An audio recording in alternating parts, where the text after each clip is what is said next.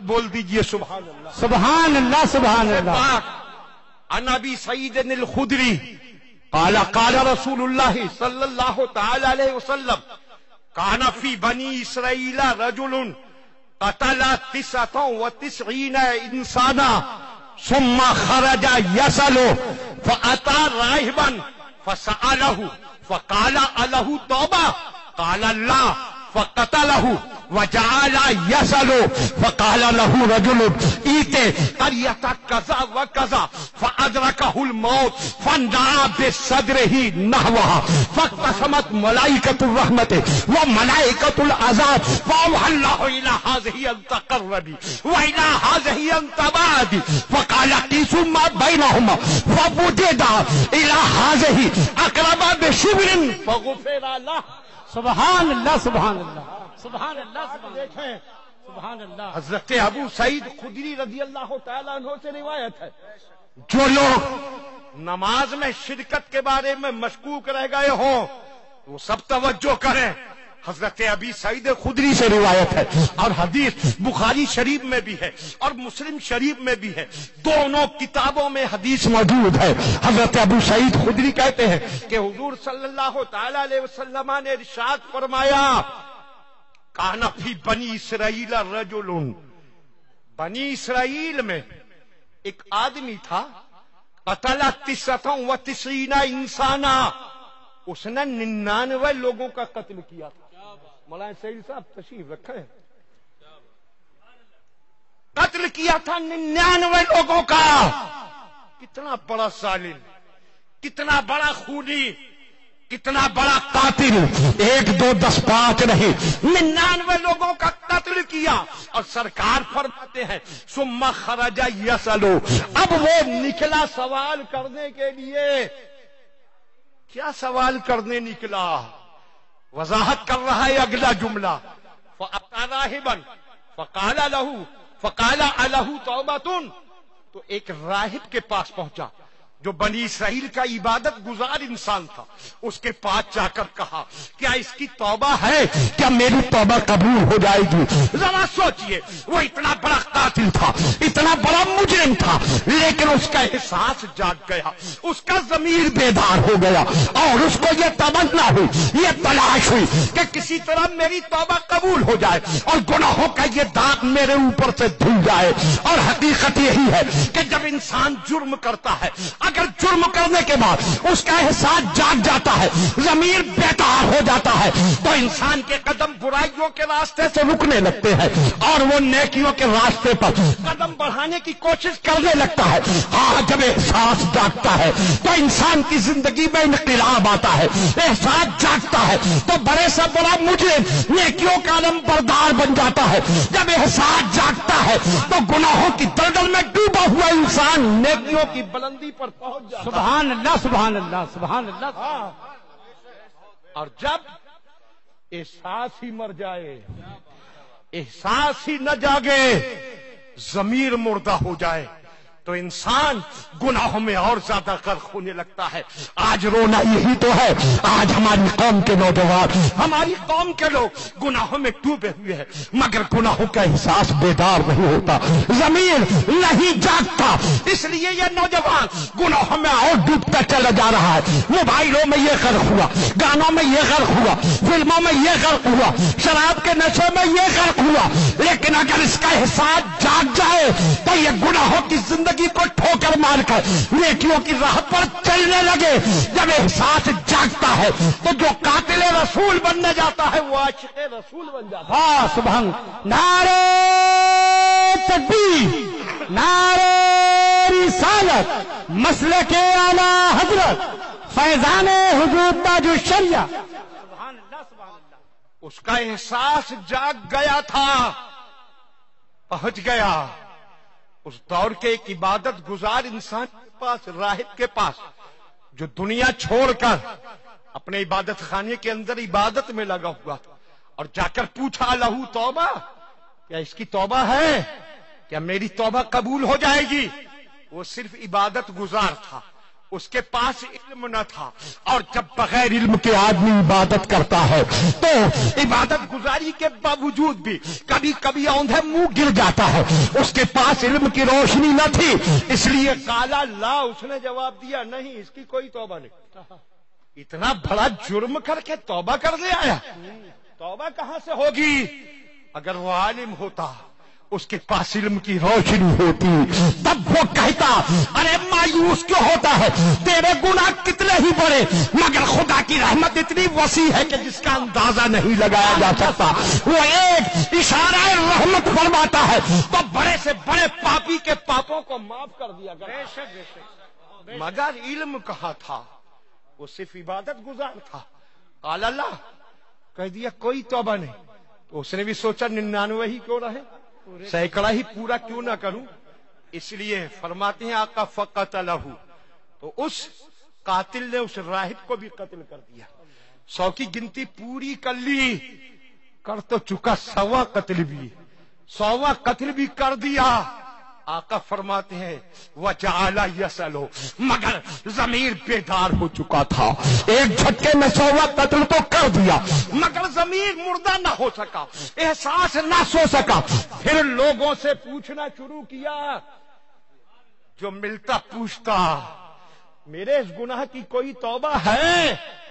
فقال لہ رجل، تو ایک مل گیا صاحب دل. اس آدمی نے اس سے کہا ایتے قریتا کذا و کذا، ایسی ایسی بستی میں چلا جاؤ. اس نے پوری نشانیاں بتائی. اس بستی کا نام یہ ہے، وہ اتنی دوری پر ہے، اس کی پہچان یہ ہے، کذا و کذا. اس نے پوری نشانیاں بتا دی. اس بستی میں چلا جا، اس بستی میں جا کر تیری توبہ قبول ہو سکتی ہے. کیا تھا اس بستی میں؟ صالحین حدیث نے فرمایا کہ اس بستی میں ایک اللہ والا رہا کرتا تھا. سبحان اللہ سبحان اللہ، زور سے بول دیجئے سبحان اللہ سبحان اللہ. اللہ والا رہتا تھا. اس لیے اس آدمی نے کہا کہ بس اس بستی میں چلا جا، وہاں جا کر دعا کرے گا، توبہ قبول کرے گا تو اس اللہ والے کی برکت سے تیری توبہ قبول ہو جائے گی. حدیث پاک کے یہ الفاظ بتا رہے، واقعہ پچھلی امت کا ہے لیکن سرکار نے اس کا انکار نہیں کیا. اور یہ علماء کرام موجود ہیں، یہ آپ کو بتائیں گے، یہ سب جانتے ہیں کہ اگر قرآن یا حدیث میں پچھلی امت کا کوئی واقعہ بیان کیا جائے اور اس پر انکار نہ ہو تو وہ اس امت کے لیے بھی ہوتا ہے. اس نے کہا تھا اس بستی میں جا، وہاں اللہ والا ہے، تیری دعا قبول ہو جائے گی. تو پتہ چلا کہ جہاں اللہ والا ہوتا ہے وہاں دعائیں قبول ہونے کی زیادہ امید ہوتی ہے. ہاں ہم جاتے ہیں مہیم شریف اس لیے کہ وہاں مخدوم مہیمی ہے. ہم جاتے ہیں حاجی علی کہ وہاں حاجی علی ہے. ہم اجمیر جاتے ہیں اس لیے کہ غریب نواز ہے. دلی جاتے ہیں اس لیے کہ بختیار کاکی اور محبوب الہی ہے. ہم کچھوٹا جاتے ہیں اس لیے کہ مخدوم سمنانی ہے. ہم بہرائچ شریف جاتے ہیں اس لیے کہ سیدی سالار مسعود غازی ہے. ہم مارہڑا جاتے ہیں اس لیے کہ شاہ برکت اللہ سے لے کر شاہ نوری میاں تک وہاں قطب ہی قطب ہے. ہم بریلی جاتے ہیں اس لیے کہ وہاں اعلیٰ حضرت اور واہ سبحان اللہ سبحان اللہ سبحان اللہ. اس حدیث کی روشنی میں ہم جاتے ہیں ان اللہ والوں کی بستیوں میں. توجہ کریں، بس تھوڑی دیر کی تقریر ہوگی. ہاں دل سے بول دیجئے سبحان اللہ. تو یہاں جانے سے انکار کرنے والے دیکھیں اس حدیث کو کہ اس نے کہا تھا ایسی ایسی بستی میں چلا جا. اب دھیان دیجئے، اس نے چلنے کا ارادہ کیا، اپنی بستی کے کنارے آیا تھا، باہر قدم نکالا بھی نہ تھا، بس کنارے آیا. فَأَدْرَكَهُ الْمَوْتُ، تو اس کو موت نے آدھا بوچھا. موت آ گئی. چلا تھا کیا ارادہ لے کر، لیکن موت وہیں آ گئی. ہاں یہ ایک سچی حقیقت ہے کہ آدمی کیسے کیسے منصوبے بناتا ہے، کیسے کیسے پلان بناتا ہے، کیسی کیسی تدبیریں اختیار کرتا ہے، کیا کیا اسکیمیں سوچتا ہے، لیکن جب موت کا پنجہ دبوچتا ہے تو سب کچھ رکھا ہی کا رکھا رہ جاتا ہے. بے شک بے شک. اور کسی کو پتہ نہیں کب موت آ دبوچے. اس لیے اس سے پہلے کہ موت آئے، موت کے بعد کا انتظام کرو تاکہ جب جاؤ تو خالی ہاتھ ہونے پر گھبراتے نہ جاؤ، اللہ کی رحمت پر مسکراتے جاؤ۔ سبحان اللہ سبحان اللہ۔ موت فادرکہ الموت، تو اس کو موت آ کے سوچئے دل میں کیسی تڑپ تھی، کیسا جذبہ تھا، میرے گناہوں کا یہ داغ دھل جائے، میں اس بستی میں پہنچ کر اس اللہ والے کی بارگاہ میں جا کر توبہ کر لوں اور اس کی برکت سے میری توبہ قبول ہو جائے۔ مگر دل کی حسرت دل ہی میں رہ گئی، بستی کے کنارے پر ہی آ گئی موت۔ اب دیکھو جذبہ، تڑپ دیکھو، سچی تڑپ۔ سرکار فرماتے ہیں فنا بے صدر ہی نحوہا، تو اب جب زمین پر گر گیا، موت نے دبوچ لیا، بدن سے روح نکلنے لگی، کھڑا نہیں ہو سکتا، بیٹھ نہیں سکتا، چل نہیں سکتا، زمین پر گرا ہوا ہے۔ اس عالم میں بھی اپنے سینے کے بل اس نے خود کو اس بستی کی طرف گھسیٹا۔ سبحان اللہ سبحان اللہ۔ کیسا جذبہ تھا اس کا کہ جان نکلتے وقت، جان کنی کے وقت، نزع کے وقت، جب بدن موت کے شکنجے میں کسمسا رہا ہے، وہ اپنے آپ کو اس بستی کی طرف گھسیٹ رہا ہے۔ اور کتنا گھسٹ سکا وہ ابھی حدیث کے اگلے جملوں سے آپ کو پتہ چلے گا۔ بس وہ جو گھسٹ سکتا تھا گھسٹا، اور اس کے بعد روح نکل گئی۔ سرکار فرماتے ہیں وقت سمت ملائکۃ الرحمت و ملائکۃ العذاب، اب رحمت کے فرشتے بھی آ گئے اور عذاب کے فرشتے بھی، دونوں میں بحث ہونے لگی۔ عذاب کے فرشتے کہہ رہے تھے اس کو روح ہم لے کر جائیں گے، یہ بہت بڑا گنہگار تھا، بہت بڑا قاتل تھا، بہت بڑا خونی تھا، بہت بڑا پاپی تھا، یہ عذاب کا حقدار ہے، ہم اس کی روح کو لے کر جائیں گے۔ اور رحمت کے فرشتے کہہ رہے تھے یہ مجرم ضرور تھا، قاتل ضرور تھا، پاپی ضرور تھا، گنہگار ضرور تھا، لیکن یہ سچی توبہ کی نیت سے ایک اللہ والے کی طرف چلا تھا، اس لیے اس کی روح کو ہم رحمت کے فرشتے لے کر جائیں گے۔ سبحان اللہ سبحان اللہ۔ بولو، سبحان اللہ سبحان اللہ۔ دونوں میں ہونے لگی بحث۔ اب رحمت کی شان دیکھو، کس کی نافرمانی کرتے ہو تم، وہ کیسی رحمت والا ہے۔ سرکار فرماتے ہیں فَأَوْحَىٰ إِلَىٰ هَٰذِهِ أَن تَقَرَّبِي وَأَوْحَىٰ إِلَىٰ هَٰذِهِ أَن تَبْعَدِي، تو جس بستی کی طرف وہ چلا تھا، اللہ والے کی بستی، اللہ نے حکم دیا اے بستی تو قریب آ۔ سبحان اللہ۔ ارے بولو سبحان اللہ سبحان اللہ۔ رحمت دیکھو، حکم دیا اے بستی تو قریب آ، اور جس بستی سے چلا تھا اس بستی کو حکم دیا تو پیچھے ہٹ، تو دور جا، اس کو قریب آنے کا حکم دیا، اس کو دور جانے کا حکم دیا، اور دونوں بستیوں کے درمیان جتنا فاصلہ تھا آدھا بھر وہ قریب آ گئی، آدھے بھر یہ دور چلی گئی، آدھا آدھا دونوں نے فاصلہ طے کیا۔ اور پھر فرماتے ہیں سرکار فقال قیسوا ما بینہما، اللہ نے فرمایا اے فرشتوں بحث ختم کرو، دونوں بستیوں کے درمیان اس کا فاصلہ ناپو، دیکھو یہ کس کے قریب ہے کس سے دور ہے۔ شان رحمت دیکھو، خود اس بستی کو دور ہٹایا ہے، اس بستی کو قریب بلایا ہے، اور فرشتوں سے فرما رہا ہے اب اس کا فاصلہ ناپو۔ اور جب دونوں طرح کے فرشتوں نے فاصلہ ناپا تو سرکار فرماتے ہیں فَوُجِدَ إِلَىٰ هَٰذِهِ أَقْرَبَ بِشِبْرٍ، تو یہ شخص اللہ والے کی بستی سے ایک بالشت قریب نکلا۔ سبحان اللہ سبحان اللہ۔ بس وہی ایک بالش تو وہ گھستا تھا، صرف جان نکلتے وقت اور کتنا چل سکتا تھا، بس گھستا تھا ایک ہی بالش۔ اللہ نے دونوں بستیوں کو برابر برابر فاصلہ طے کرایا تھا، آدھا راستہ وہ آگے بڑھی تھی، آدھا یہ پیچھے ہٹی تھی، بیچوں بیچ کا مسئلہ آیا، اور پھر جب ناپا گیا تو وہی ایک بالش جو وہ گھسٹ کر اس نے طے کی تھی، بس اتنا ہی وہ قریب نکلا اللہ والے کی بستی کے۔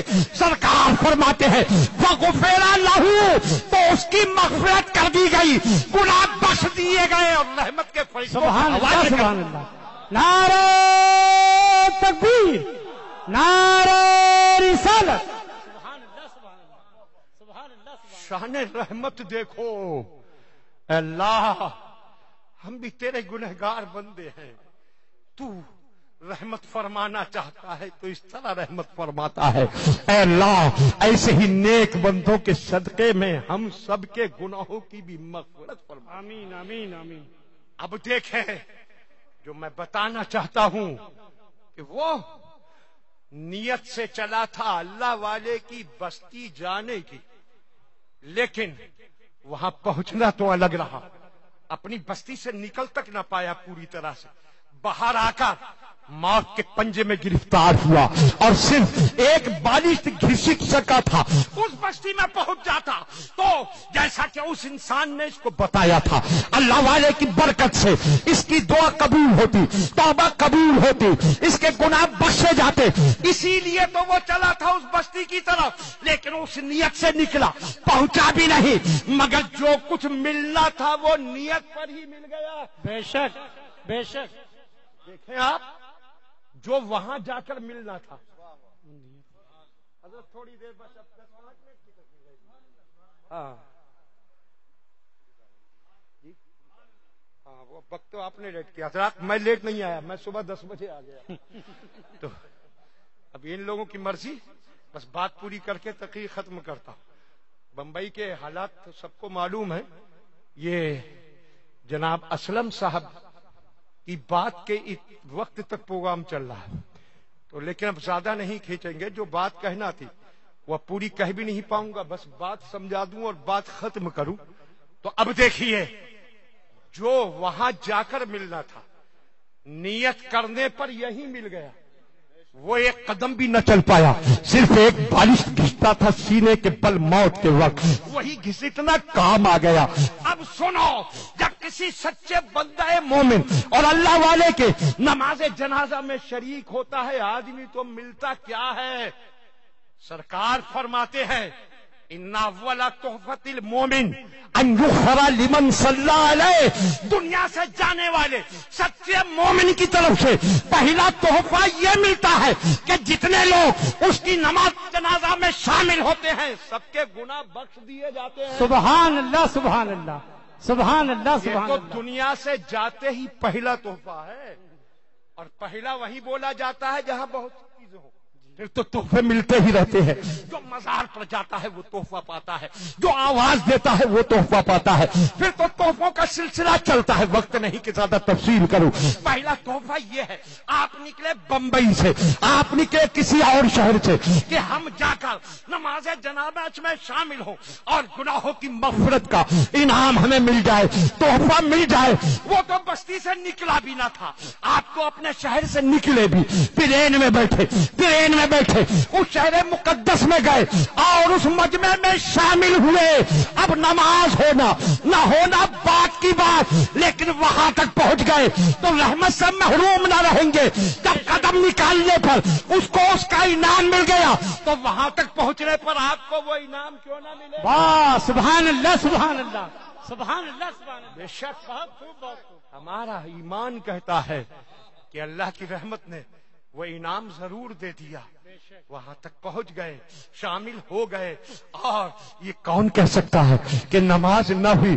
جتنے لوگ پیچھے تھے تکبیروں کی آواز لیٹ پہنچی مگر پہنچی، لیکن وہ تو شریف مسئلہ رہا، مگر رحمت حق کا تقاضا سمجھیے کہ آپ جب اس مجمع میں شامل ہو گئے اسی نیت سے گئے تھے تو انعام کے حقدار ہو گئے۔ بے شک بے شک۔ اور یہ سارا مجمع، بس آخر میں ایک حدیث کا مفہوم سنا دوں، الفاظ سے سنانے کا وقت نہیں۔ سرکار تشریف فرما ہے، ایک جنازہ نکلا، لوگوں نے تعریف کی، فرمایا وجبت، لازم ہو گئی، واجب ہو گئی۔ دوسرا جنازہ نکلا، لوگوں نے برائی کی، ارشاد فرمایا وجبت، واجب ہو گئی، لازم ہو گئی۔ لوگوں نے کہا سرکار کیا واجب ہو گئی؟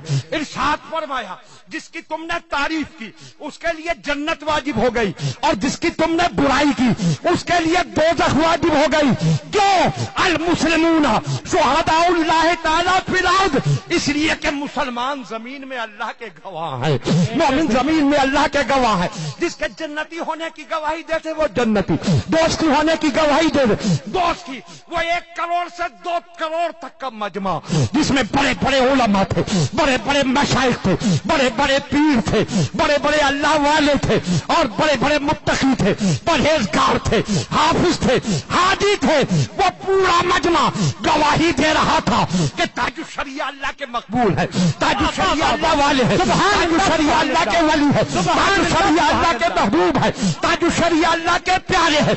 اور آقا فرماتے ہیں مسلمان زمین میں اللہ کے گواہ ہے، اللہ کے ان گواہوں نے گواہی دی تو یقیناً تاج الشریعہ اللہ کے ولی بھی ہے، اللہ کے پیارے بھی ہے، اللہ کے محبوب بھی ہے، اللہ کے مقبول بھی ہے۔ سبحان اللہ سبحان اللہ سبحان اللہ سبحان